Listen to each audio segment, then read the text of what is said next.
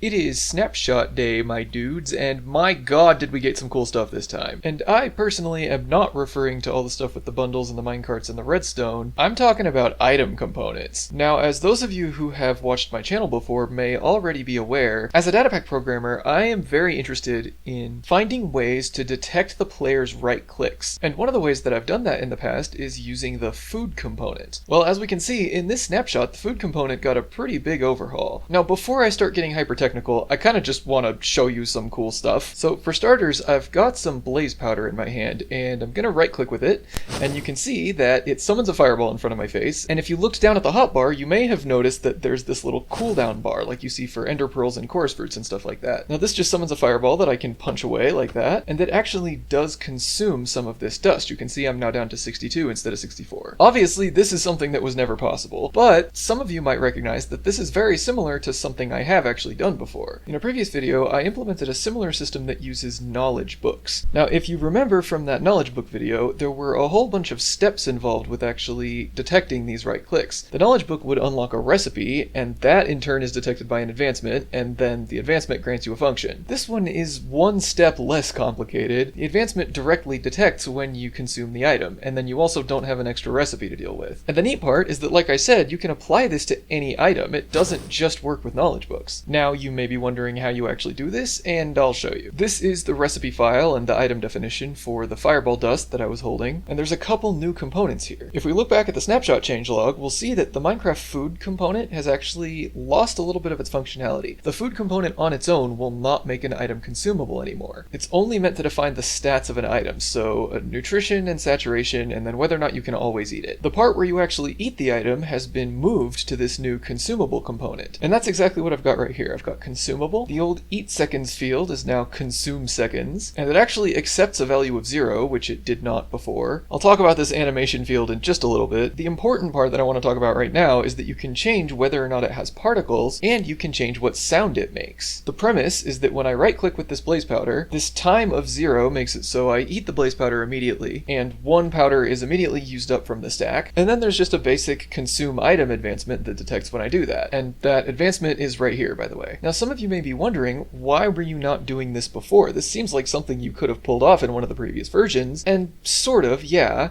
but like I said, in those previous versions, the sound of eating and the particles emitted were all hard-coded. So if I was going to instantly consume an item, it would always make the eating sound, and it would always spray a bunch of particles everywhere, especially if I was going to eat it really, really fast. Now I can turn those particles off, and I can make the sound something more appropriate for what I'm doing. Because this blaze powder is meant to summon a fireball, I just tell it to play blaze sounds. And then there's the issue of this cooldown. So I can just apply this use cooldown component, and then give it an amount of seconds, and then whenever I click with this item, it'll play the cooldown animation, and I won't be able to use it again for that many seconds. Okay, so that's pretty cool, but what else can we do with this? So if you watched my last video on right click detection, you may remember these 3 items. There's the continuous flame wand, the burst charm, and the impulse gem. The continuous flame wand just constantly outputs particles, the burst charm has a little bit of a cooldown when doing the same thing, and the impulse gem just instantly creates particles and then doesn't do so again until I release right click. Now my first thought when I saw this new snapshot was, oh my gosh, I can actually add cooldown to these, particularly the burst charm, without having to do all that advancement stuff that I talked about in the last video. But as it turns out, that's not quite the case. As you saw with that fireball dust, the cooldown works great for items that are consumable. But if I give myself an item that has cooldown and also is not fully consumable, like it just takes way too long to consume, as is the case with these 3 items, whenever I right click with it,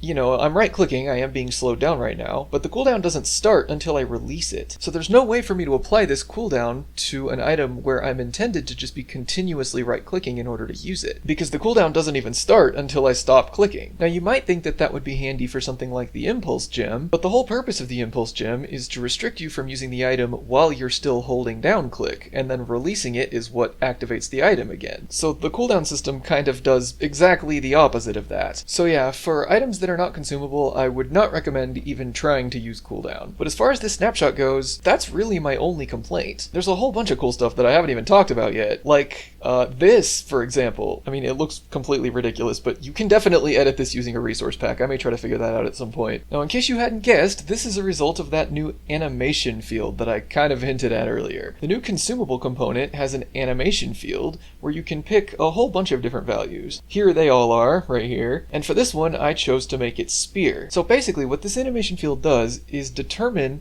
what your hand will be doing while you're using the item. So since this one has a spear animation, it'll make my hand go up as if I'm about to throw a spear, which also makes the item look kind of funny in first person. I have no idea why it does that. Oh, and then it changes too. That's wonderful. Yeah, all of these are really janky. For the burst charm, I told it to animate like a brush, which looks kind of almost the same in third person. I mean, my hand sticks out a little bit, but in first person it's swishing back and forth as if I was cleaning something off, just like a brush does. And then for the impulse gem, I think I used the bow animation, so it kind of, okay, it goes up like a bow, and then, oh, and then it moves. Okay, I guess that's it being fully charged. In third person, it looks like I'm wearing a monocle. That's cute. But yeah, there's a whole bunch of these animations, and I highly encourage you guys to try them out for yourselves. Here's a good command if you want to play around with that stuff. You probably want to set the consume seconds really high so it doesn't get consumed, and then you can just change the animation as you want. So I'm going to try and see what the toot horn one looks like. Oh, that's funny. And there's third person. Okay, it's kind of like I'm eating it, or